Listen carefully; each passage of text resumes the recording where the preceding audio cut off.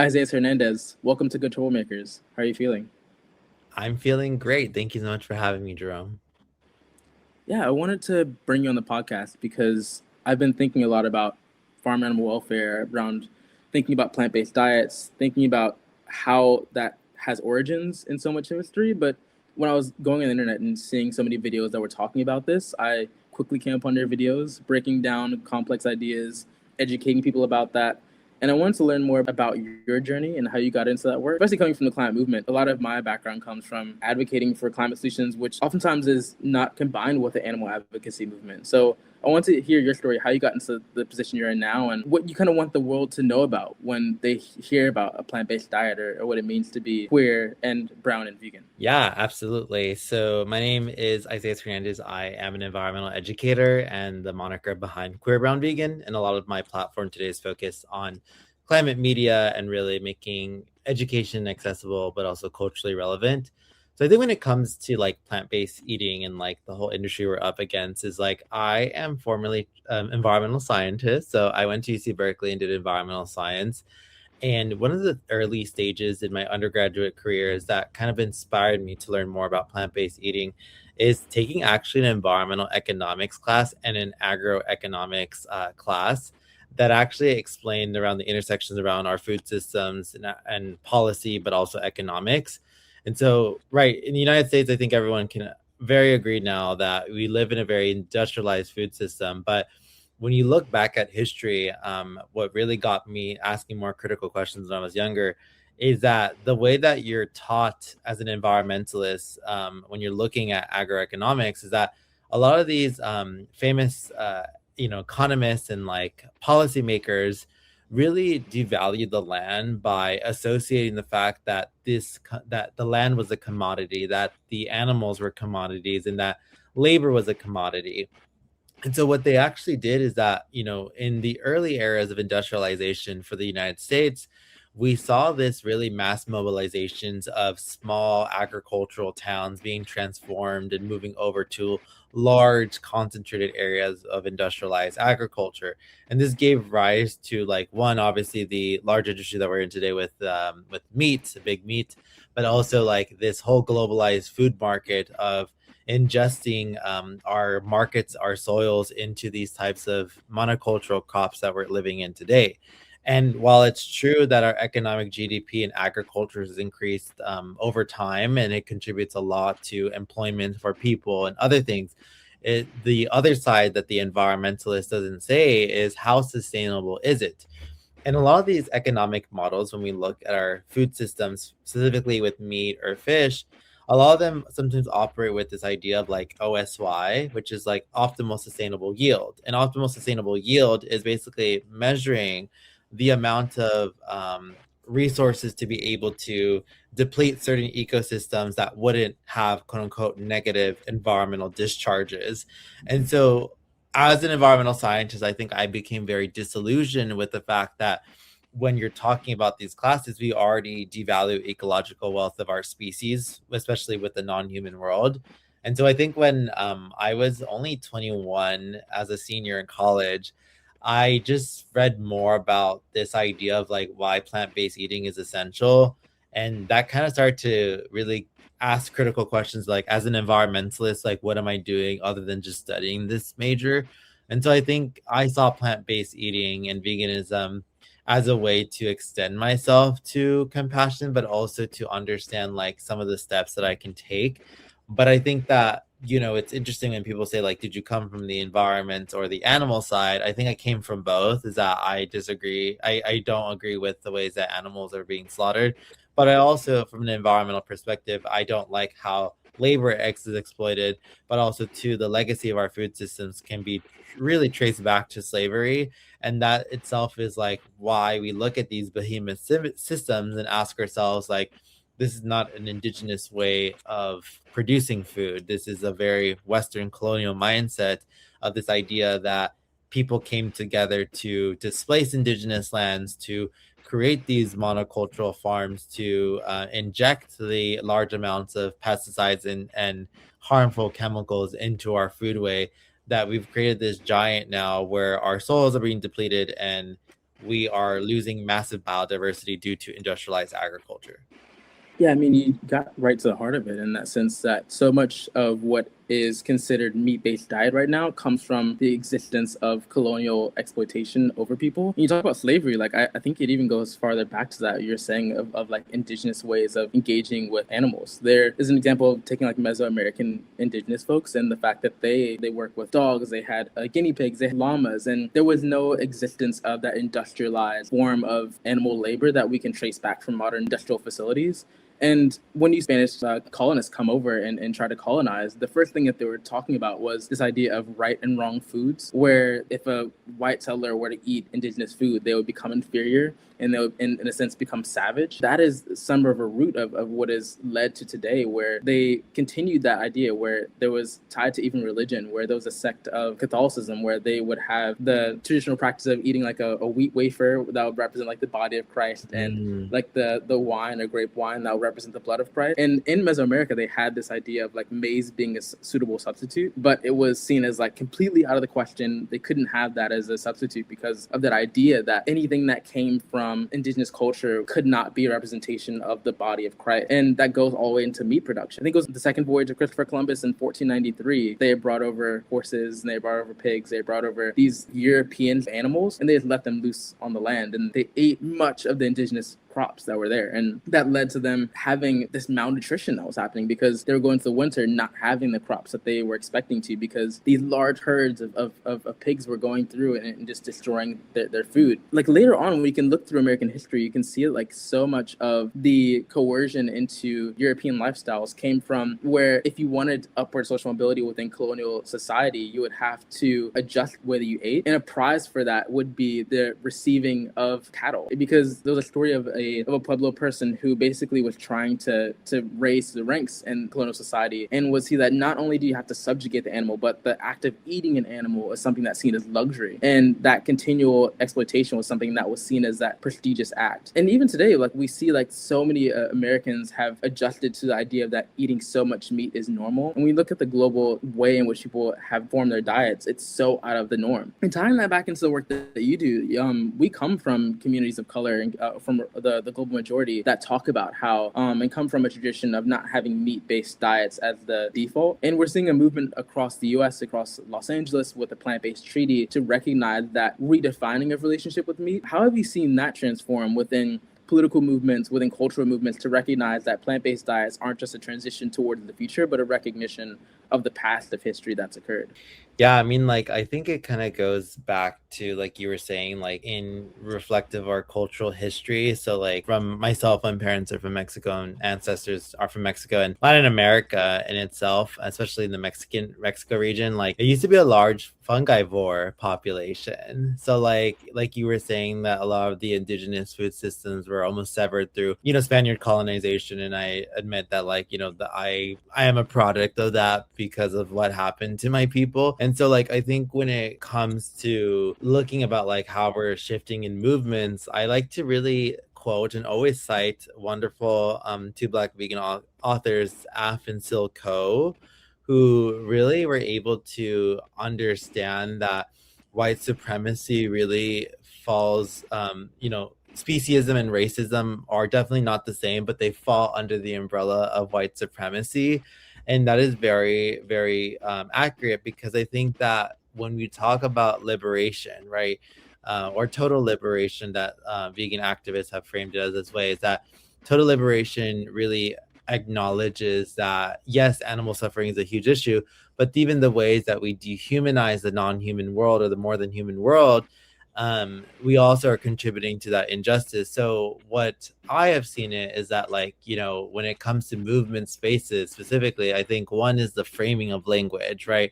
So, like, we like to call police pigs, and I think there's been this huge effort from like animal rights activists who have done such an impressive job to really deconstruct of like, the pig isn't a bad being. The pig does not police. The pig does not surveil people. But the institution of the police system itself has traces of, slave patrols and also white supremacists that have infiltrated these systems. So I think that there's this really good delineation that's happening, that activists are really providing another lens of like using language that is more accurate and illustrative. But I will say that when it comes to like policy and systemic change in our movements, is that we do live in a carno-normative society, and that's really hard to kind of like shift to policy because we know that subsidies are a huge issue. How do we regulate that? All the politicians are essentially bought off in big ag, a lot of them. And so I think what I've seen specifically is like there's different pockets, whether that's K through 12 schools offering like plant-based education, whether that's like universities, like really great orgs like Plant Futures that are working with like the next food system of young people to really redesign a system that is plant forward. But I do think that, when you're looking at specific things like the whole idea of plant-based living, not veganism, plant-based is very inclusive, it's very accessible, but I think veganism is a more extension of really challenging those narratives of like how do we extend ourselves. And so I think I do want to just call out that like indigenous communities practice total liberation. Not all indigenous people maybe are vegan. A lot of them, like you said, consume plant-based diets. That indigenous food systems are a really key way in order for us to unlock a plant-based future. Something I wanted to add there was that idea of you've seen so much virality within one of the videos I first saw was in mushroom foraging specifically, and the fact that that has caught on with so many people of like going out into nature, spending time collecting food that feels restorative. Talk about the history of that and like what other forms of examples in which you see audiences catching on to this idea of redefining that relationship to plant-based diets. Because my work is connecting to forestry and the work that's around how do we replant a society across the US and reaching 1 trillion trees globally by 2030. And one of the examples of how we could do that was and one of the examples of that is in planting fruit trees and allowing people to have access to native trees and native bushes which grow like elderberries in North America. What are other ways in which people can tap into that same spirit? Yeah, I mean, like, I think when it comes to like finding ways to contribute to a localized food system or reducing like food waste to choosing more plant-based friendly options, like I think about like when I grew up in LA. So like, my entire life I grew up poor, but like I think in LA, what is very beautiful about LA is like it's a double-edged sword. It's like a culturally rich city, but it's a very segregated city based on income. And you've seen it when you visited LA. And I think for me, like I had the privilege of growing up in an environment that, yes, it was polluted. Yes, there was pollution. On the other hand, right, I had a street in my neighborhood that had houses that was filled with like inside homes of peaches, avocados, oranges, cactus. And to me, like growing up, like Latino and around Black and brown people, there was always this energy of like walking to school and being offered fruit, or like our neighbors just leaving out a little basket saying like, para la comunidad, like for the community. And so I think in those ways, that was really a very unique way that I grew up. Like that's a privilege in itself because I know many communities do not have fruit trees, but like in my community, it is rare to like even have peaches and avocados now that like, they're kind of hard to maintain trees. They're very water intensive. And so like I think that was something where I feel like I was able to do it. But I think as an adult now, there's so much abundance of fruit trees on government property or universities or even your neighbors. There's a really great app called Fallen Fruit that allows you to connect you with like fruit that's in neighborhoods where you're allowed to pick or neighbors are giving you a discount. And I really think that like to me, I encourage people not to just like forage for mushrooms or go outside and like in deep forest to look for something, but it can also be found in urban environments. And for me personally, I feel like there's so much more value because I don't know, like sometimes I'll go to a university here. I'm not gonna name the name, but like they have a citrus orange tree because LA's economy, the biggest. I think oranges were the second largest economy, and then one was fossil fuels and oil. But back then oranges were very rich and they were very desired. It was a very orange economy, and so I feel like there's some lessons that people can learn from there. I also think that on my end, like the concept of like fermentation and herbalism is something that really needs to be practiced more because I think fermentation and herbalism, one, gives you a diverse food palette, but two, it kind of helps you increase the capacity for the language of the non-human world. And that itself is so rich because you actually get to learn about how fermentation processes work, how different temperatures, different ways of how you seal things can actually change the outcome and the taste of the food. And I will also say the last thing is like, community composting has really shown me of like in communities like here, like LA Compost, where you can actually like drop off your own food scraps, and they don't allow any meat or dairy or eggs because they're not compostable in their own collected. I don't know how it is for industrial sites, but I found it that like when people are actually doing things, and not just romanticizing or reading a book on it, it changes the way that you revive your relationship. And the last thing I would like to say is that like, um, I know this sounds like really annoying or like basic, but like I was a kid that grew up going to the discounted aisle of grocery stores and getting that 50-60% off food or produce, because that was really like a way for my family to like eat. And there's no shame in that. We have massive food waste in America, and I think it taught me a deeper appreciation for that, and also thinking about like, why can't we adapt this model from a local community scale of introducing ways to like not dumping food but selling it for a discounted price, which there's a good app called Too Good To Go that exists out there now.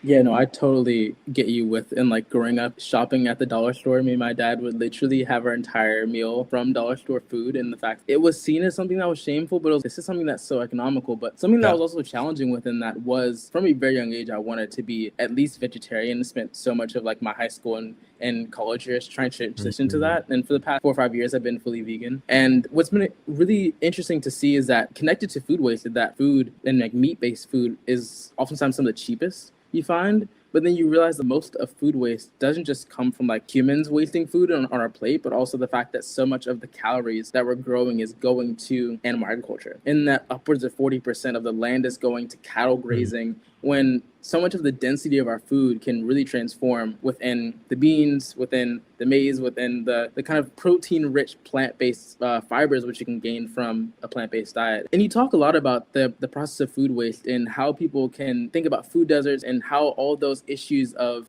misappropriation of food as a part of a system which doesn't prioritize the distribution of food well enough. And that goes back to animal agriculture. And even going beyond that, one of the ways in which we see the impacts of animal agriculture within health and well-being is so many of the diseases from H1N1 to H5N1 to so much of the bird flu is that sense of so many antibiotics going and fueling the bodies of animals which are being degraded and disregarded throughout the entire process of raising to transport to the actual slaughtering of animals. Upwards of 90% of animals are going through the process of having antibiotics and many types of these chemicals pumped through their bodies to offset the torturous chemicals and torturous processes of their life. Can you talk a bit about like how that has impacted the way in which you think about food? Yeah, I mean, like I think from like a public health side, I remember I took like a biostats course many years ago, and we talked about pandemics. This is maybe like summer 2017. And I remember we were told that we were up for a pandemic soon and that we were not prepared for any type of response, mainly because of the ways that things have been changing. And climate was associated from the public health side as a contributing factor of like, we know how much biodiversity we're losing. We don't know what the outcomes of that's going to look like, especially how we respond depending on different governments and their needs. But what I will say that like, in trying to understand more of like the processes that are being, inserted in how we develop, is like it goes back to the larger idea of like, what capital, like what wealth is being stored by these industries. And we know that like, big ag and big pharma are married together. And then if you look deeper into, these two industries and you look at who's investing in them, some of the largest financial asset companies are investing in them, who also have to have large stake, who happen to have large stakes in agriculture and big oil and surveillance. So like, I think there's this understanding from industries that they know that one, that people will always need food. The food sector is a good job because people will always need food. That is something that will never go away. The question is like how we're going to respond to these things. I think what I will say is that the whole system is eventually going to collapse when we have massive droughting periods and we have rainstorms that are destroying the land. That's something where we have to be very prepared in the sense of like from a policy side, our democracy really needs to reflect people who listen to science, and currently that's not happening. And so I will say that like in order for us to even begin changing the system, we need the right people in place who believe in the science and believe in preparation and have not just upholding the status quo but also challenging these industries to pay their fair share. Right. I mean, all of that is so much of what can fuel an invitation to pessimism for so much of us to just succumb to that sense of, well, what can we do in our daily lives and should we be advancing at the national and global level? And I look to like the UK and how they had a farm to fork strategy where they had a sense of all the ideas around more welfare based approaches to raising agriculture, also ensuring that plant-based options are much more accessible for people. And I think as well, like when it comes to advancing like animals who are raised in these conditions, it comes to having an approach which recognizing their sentience and their well-being first before just utilizing them and seeing them as kind of production units for the continual accumulation of operations and facilities which are also polluting Black and brown communities. If you look at CAFOs and their location, most of them are placed in communities which are already overburdened by the placement of petrochemical plants, by plastic production, and all these industries are really feeding off of the same system of the exploitation of Black and brown people, leading to the exacerbation of health outcomes, which shorten lifespans, worsen our health outcomes, and allow us to feel a sense of withdrawal from what is possible. 10 years ago, it would have seemed impossible to be where we're at now, that 87% of people know about the climate crisis, know about the need for a better relationship between humanity and our planet, and that 75% of farmers are interested in regenerative agriculture as a solution to modern farming. And we see that 1 in 10 young people across the world engaged in some form of protest and raising their voices around the need for greater action on the climate crisis. And I want to bring it back to you, Isaias, on your definition of environmentalism, because so much of your work is also on breaking down these hard to understand ideas and terms within the internet that you can understand of like masculinity and like petromasculinity and how someone can navigate that feeling of what does this mean in my life? How can I relate and gain the education around this work? What does that look like for you? What are the next things you're kind of working on to continue that education for young people to feel informed? Yeah, I mean, like, I think environmentalism to me, now looking at it from when I was maybe 10 years in college, is like I thought of it as a place to study living things and to protect them.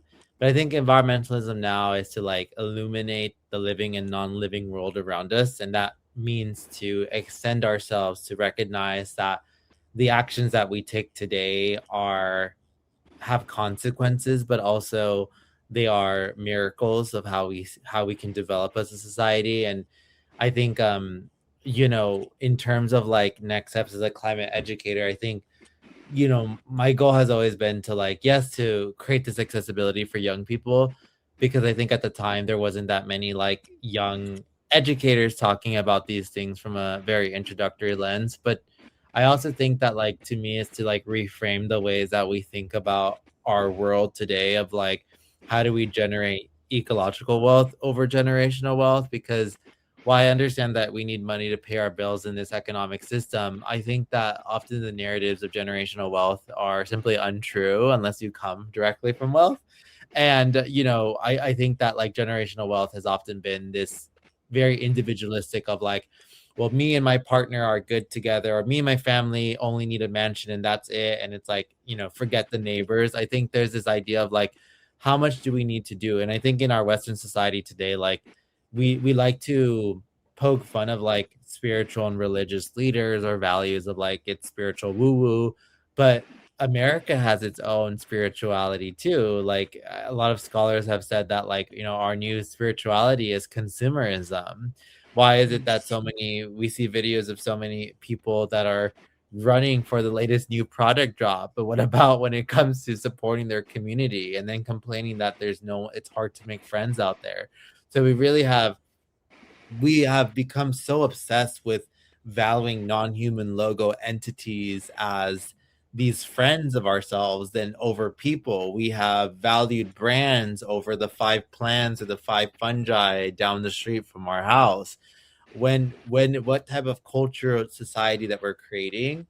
And so those are some of the things that I'll be exploring actually in my upcoming debut book, Dear Environmentalist, is like, how do we really shift this idea of like what actually makes you an environmentalist? What challenges you to rethink the ways of environmentalism? And what makes someone an environmentalist? Because at the end of the day, I think that we do live in a world that is contradictory. We all take flights, we all do certain things that are not environmentally sustainable. But at the same time, I do think that there is this huge opportunity of like, how do we tell a new story through education where people are being told not to do something, but rather, a new story that allows you to feel empowered of why you're doing it. And I think that's something where like, you know, I kind of see myself moving into these spaces. And I also think that younger generations today, hopefully continue to build a foundation, not just from me, but from like older environmentalists who have written about this, because I will always say that a lot of my ideas are always cited and quoted. I don't come out from like, I just thought about this myself. Even the conservation ecological wealth is accredited to not just indigenous communities, but like Vandana Shiva, who is one of my wonderful authors that I look up to in this space. So yeah, I mean, I think in the world of like doing the best you can as environmentalists, or like what is the best way, is like recognizing that like if we live in an absolute world, that's not going to get us happiness. Do I think that everyone's going to go vegan in the vegan world? No. Do I think a lot of people are going to adopt a plant-based diet based on the climate crisis? Yes. And that is something that I'm okay living with, that reality, versus trying to have a set mission to get all of the population to be vegan, because otherwise I'd probably be dead by then. I mean, you're completely right. So much of the mainstream narrative around environmentalism has been that's moral alone, and that it doesn't have this kind of utility beyond that. But it really is a healthy choice. It's the cheaper choice in many ways, and it's also something that allows us to live a more fulfilling life and a more connected life. And it's something that allows us to not just idly live through the world and not challenge our own beliefs, but to explore what that agency looks like in real time. And you can cite it back to bodybuilders who are using plant-based diets as the foundation for which they're building their career around, and seeing so much of the world rethink how they look at plant-based diets, not something that is based out of restriction, but something that should just be celebrated, of like, how do we remake this food that we've loved for so long, for decades and through generations back, of like, how do we bring people in connection to that idea. I mean, as well, if you look at the world right now, so much of what we kill and what we eat has amounted to a number greater than the total number of humans that have ever existed on this planet. And Mhm. that is something that is incongruent with a modern society which sees itself as something that's ethical and something that's forward thinking. Forward thinking means a universal approach that extends to non-human animals as well. So I thank you so much, Isaias, for coming on the podcast. And I implore everyone to check out all your channels across YouTube, Instagram, that is telling more stories just like this. So I can't wait to bring you back on the podcast sometime in the future. Yeah, no, thank you so much for having me, Jerome.